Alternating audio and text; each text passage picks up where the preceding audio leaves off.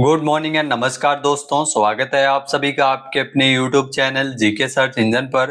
तो दोस्तों आज है 18 अप्रैल और 18 अप्रैल से रिलेटेड राजस्थान करंट अफेयर्स के जितने भी इम्पोर्टेंट क्वेश्चन हैं उन सभी को हम इस वीडियो में डिस्कस करने वाले हैं। तो पूरा वीडियो बहुत ध्यान से देखना और वीडियो के एंड में मैं आपसे एक क्वेश्चन भी पूछूंगा जिसका आंसर आप सभी को कमेंट बॉक्स में देना है। कल के वीडियो में मैंने आपसे एक क्वेश्चन पूछा था जो था हाल ही में 77वें राजस्थान पुलिस स्थापना दिवस के अवसर पर 16 अप्रैल को राज्य स्तरीय समारोह का आयोजन कहाँ किया गया। तो जयपुर में इसका आयोजन किया गया था। ए ऑप्शन यहाँ पर बिल्कुल सही है। जिन दोस्तों ने ए ऑप्शन कमेंट बॉक्स में सही जवाब दिया था उनको हार्दिक शुभकामनाएं।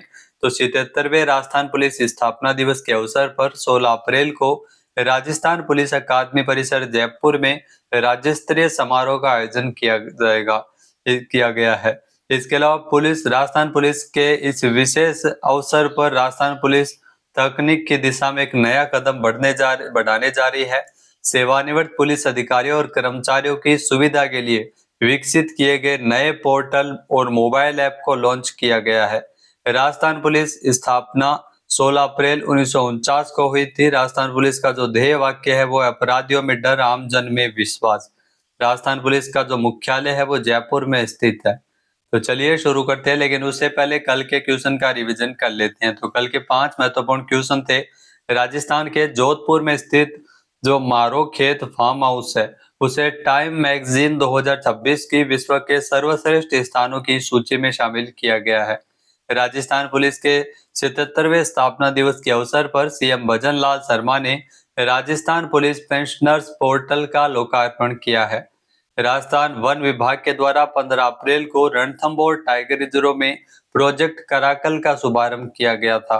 नेक्स्ट है, राजस्थान सरकार के द्वारा राज्य के व्यापार एवं निर्यात को बढ़ावा देने के लिए राजस्थान ट्रेड प्रमोशन पॉलिसी 2025 लागू की गई है। नए सूक्ष्म उद्यम के लिए 2 करोड़ रुपए तक के ऋण पर 6% ब्याज अनुदान इसमें मिलता है। नेक्स्ट है, बारां जिले की शेरगढ़ सेंचुरी की फॉरेस्ट गार्ड अनीता चौधरी, इनको राज्य स्तर पर मछली अवार्ड से सम्मानित किया गया है। चलिए शुरू करते हैं आज के राजस्थान करंट अफेयर्स। पहला क्वेश्चन है, निम्नलिखित कथनों पर विचार कीजिए। 2 कथन आपके सामने दिए गए हैं। पहला है कि राजस्थान में जनगणना 2027 के प्रथम चरण के अंतर्गत मकान सूचीकरण एवं मकानों की गणना एचएलओ का कार्य 16 मई 2026 से लेकर 14 जून 2026 तक किया जाना संचालित है, जो बिल्कुल सत्य कथन है। फिर है कि पहली बार स्व गणना की सुविधा की शुरुआत है वो की जा रही है जनगणना के अंतर्गत, तो ये भी बिल्कुल सही है। दोनों कथन यहाँ पे सही है। ए ऑप्शन यहाँ पर बिल्कुल सही हो जाएगा। आइए जानते हैं इंपॉर्टेंट फैक्ट्स। तो राजस्थान में प्रस्तावित भारत की जनगणना 2027 के प्रथम चरण के अंतर्गत जो मकान सूचीकरण एवं मकानों की गणना का कार्य है एचएलओ का कार्य 16 मई 2026 से 14 जून 2026 तक संचालित किया जाएगा। करीब 1,60,000 प्रगणक और पर्यवेक्षक घर घर जाकर 33 प्रकार के प्रश्न पूछेंगे। House listing, block creation, HLBC web portal और एचएलओ मोबाइल ऐप भी इसके लिए विकसित किए गए हैं। इस बार जनगणना की प्रक्रिया को आधुनिक, पारदर्शी और सहभागी बनाने के उद्देश्य से पहली बार स्व गणना की सुविधा की शुरुआत की जा रही है। इसके तहत नागरिक 1 मई से 15 मई के बीच निर्धारित पोर्टल के माध्यम से स्वयं अपने परिवार एवं मकान से संबंधित विवरण ऑनलाइन दर्ज कर सकेंगे। यह सुविधा विशेष रूप से उन परिवारों के लिए उपयोगी होगी जो व्यस्तता या सुविधा के अनुसार स्वयं जानकारी देना चाहते हैं। नेक्स्ट, निम्नलिखित कथनों पर विचार कीजिए। 2 कथन आपके सामने दिए गए हैं। पहला है कि 17 अप्रैल को जयपुर में नारी शक्ति फॉर विकसित भारत रन का आयोजन है वो किया गया, जो बिल्कुल सही है। फिर है कि इस कार्यक्रम की जो मुख्य थीम थी नारी शक्ति वंदन, तो इस थीम पर इस कार्यक्रम का आयोजन किया गया। दोनों कथन यहाँ पे सही है। कथन 1 व 2 सत्य है। ए ऑप्शन यहाँ पर बिल्कुल सही हो जाएगा। आइए जानते हैं इंपॉर्टेंट फैक्ट्स। तो भारत सरकार के युवा कार्यक्रम एवं खेल मंत्रालय के सहयोग से माय भारत राजस्थान ने 17 अप्रैल को जयपुर में नारी शक्ति फॉर विकसित भारत रन का आयोजन किया। इस आयोजन का मुख्य उद्देश्य महिला शक्ति का सम्मान करना और विकसित भारत के संकल्प को साकार करना है। कार्यक्रम की जो मुख्य थीम थी वो थी नारी शक्ति वंदन। नारी शक्ति फॉर विकसित भारत रन चांदपोल से शुरू होकर बड़ी चौपड़ तक आयोजित की गई। नेक्स्ट, राज पहल कार्यक्रम के तहत राजस्थान के कितने जिलों में एक स्कूल ऑन व्हील्स स्थापित किया जाएगा? तो राजस्थान के सभी 41 जिलों में स्कूल ऑन व्हील्स की स्थापना की जाएगी। ए ऑप्शन यहाँ पर बिल्कुल सही है। सीएम भजन लाल शर्मा के द्वारा इसकी घोषणा की गई है। आइए जानते हैं इंपॉर्टेंट फैक्ट्स। तो दोस्तों, घुमंतु और अर्ध घुमंतु समुदाय के बच्चे औपचारिक रूप से शिक्षा से वंचित न रह जाए, इसके लिए राज पहल कार्यक्रम की शुरुआत की जा रही है। राज पहल कार्यक्रम शुरू किए जाने की घोषणा सीएम द्वारा बजट में भी की गई थी।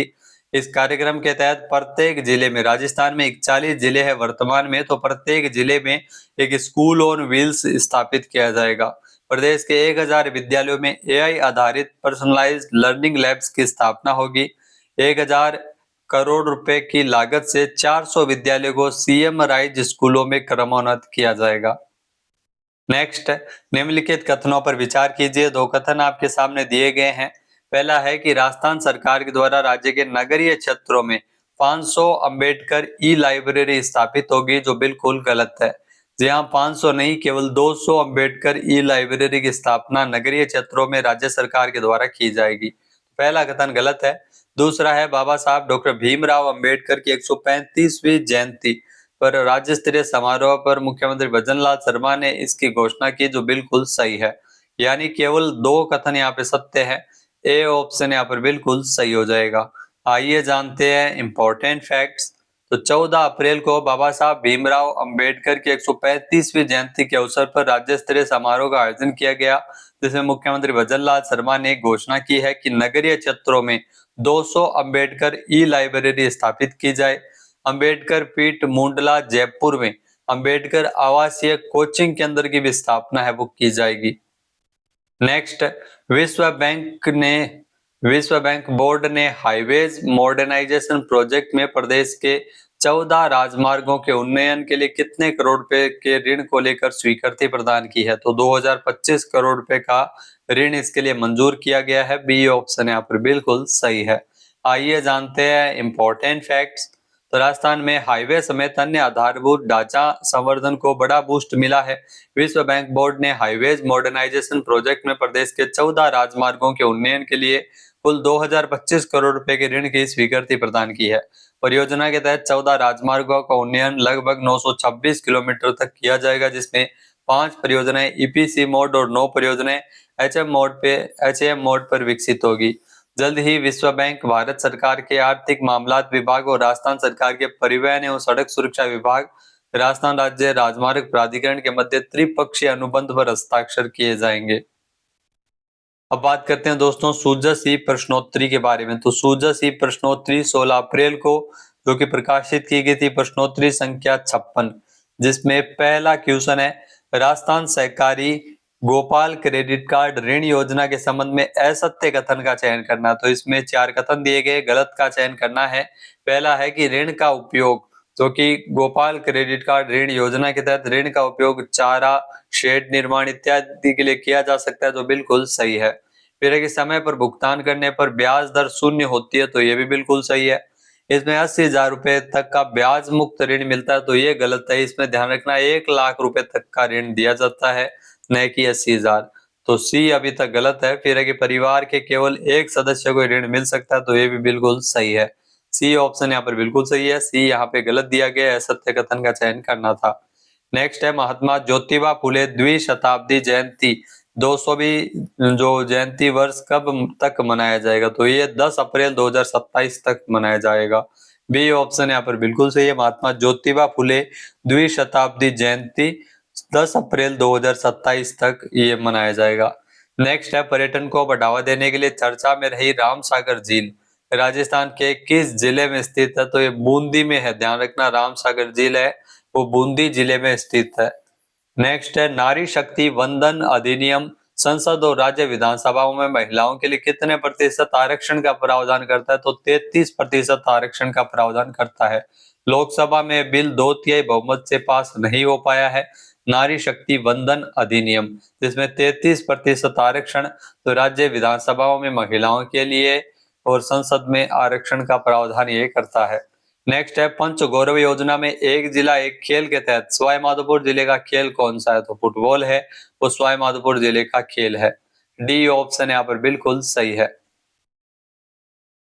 अब बात करते हैं आज के हमारे क्विज के, जिसका आंसर आप सभी को कमेंट बॉक्स में देना है। तो आज का क्विज है, हाल ही में किसे राज्य स्तर पर मछली अवार्ड से सम्मानित किया गया? एक बार फिर से सुनिएगा, किसे राज्य स्तर पर मछली अवार्ड से नवाजा गया है? सही आंसर आपको कमेंट बॉक्स में देना है। और अगर ये वीडियो आपको पसंद आए तो इसे आप लाइक और शेयर करना बिल्कुल ना भूलिएगा। चैनल पे नए जुड़े हो, सब्सक्राइब नहीं किया है तो अभी सब्सक्राइब बटन पर क्लिक करें। इस वीडियो की जो पीडीएफ फाइल है वो आप वीडियो के डिस्क्रिप्शन बॉक्स से डाउनलोड कर सकते हैं। क्वेश्चन आंसर आप वोट करके भी कर सकते हैं। वीडियो देखने के लिए धन्यवाद। जय हिंद, जय भारत, जय राजस्थान।